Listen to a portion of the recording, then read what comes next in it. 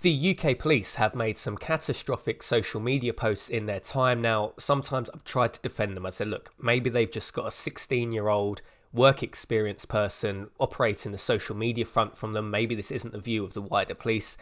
However, the frequency which these social media posts appear to be coming up is really difficult to defend them. Now, this is from Greater Manchester Police. They did actually take this post down. I saw the original post when it's on the Greater Manchester Police Facebook page. The comments were very, very critical of the police and this post, so they did delete it. This website, reclaimthenet.org, managed to screenshot it before it was taken down. So Greater Manchester Police, #prevent. Online platforms can be a fun world. Unfortunately, they can also be used to exploit vulnerable people. If you're worried that one of your friends or family is showing signs of radicalisation, seek advice or call police on 101. And there's also a link. So what actually is online radicalisation? Let's take a look. Are you worried about someone? Are they repeating conspiracy theories?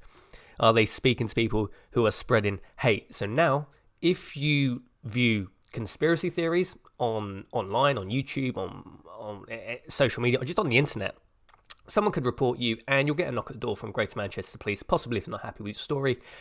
You'll be detained, you'll be questioned. Now, I'm going to do a longer video on this, right? So the West has a way, there's three basic different ways we can go after China, for lack of a better word, for the whole virus situation. Now, we have a hot war, i.e. we just start bombing people. Bad idea. No one really wins in hot wars. We have an economic war, so trade sanctions, trade war, tariffs.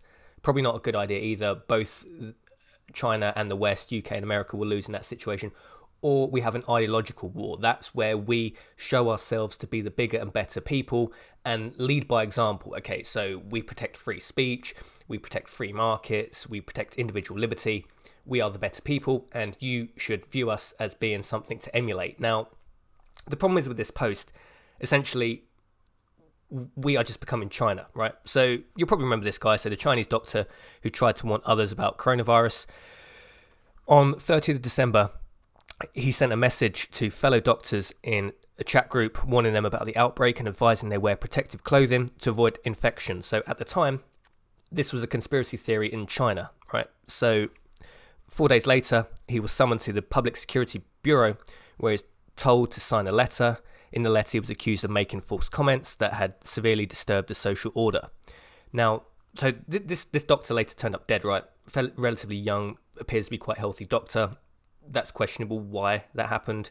Did he really die of coronavirus, or was there something more underhand? We won't go into the conspiracy theory because I don't want to be arrested today.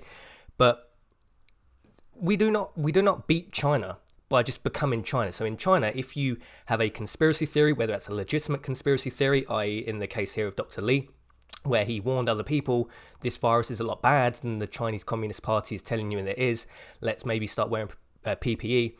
That was a conspiracy theory in China at the time, because essentially a conspiracy theory is essentially, there's many ways you can define a conspiracy theory, right? But the overriding one, how the establishment, how the government, how the powers that be view it, is essentially just going against the official narrative. So if you were like Dr. Li, you went against the official narrative, what the Communist Party of China was putting out, and you said, hey, look, we should start being worried about this, you would be a conspiracy theorist. Now, this was a tweet from the World Health Organization.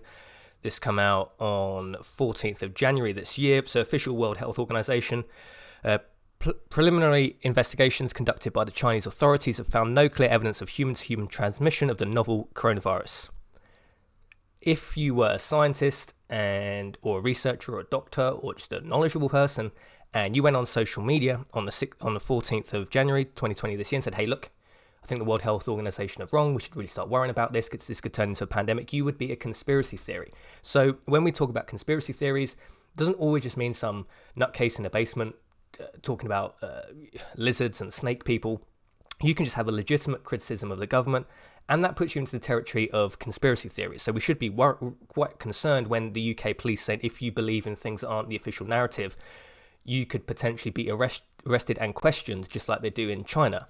So we're certainly not winning the ideological war on this one, guys. Rather than being the people that promote free speech, individual liberty, we're just emulating China. We should be the people that the rest of the world looks to, right? Holding the beacon of liberty. Again, it's just really hard to defend this at the moment. So the UK government, you may remember this was back in 2003 when the UK government, Labour Party at the time, decided it wanted to, along with George Bush in America, invade Iraq for whatever reason. It didn't really make much sense.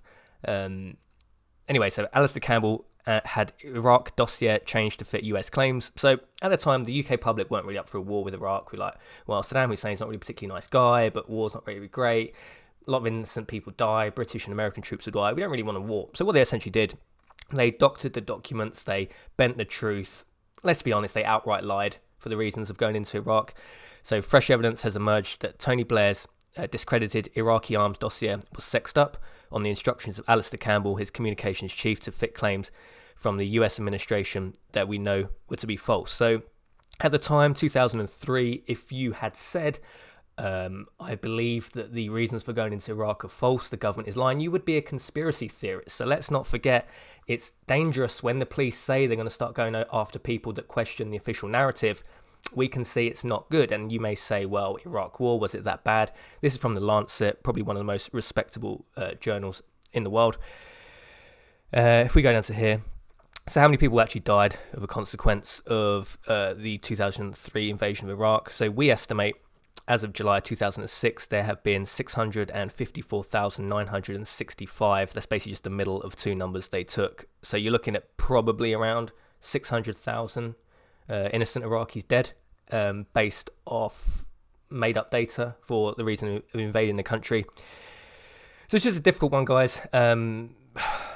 I've tried to be on the positive side of the police in other videos where we've looked at silly social media posts they made, but it's getting increasingly difficult. I mean, maybe this just is a 16-year-old work experience person.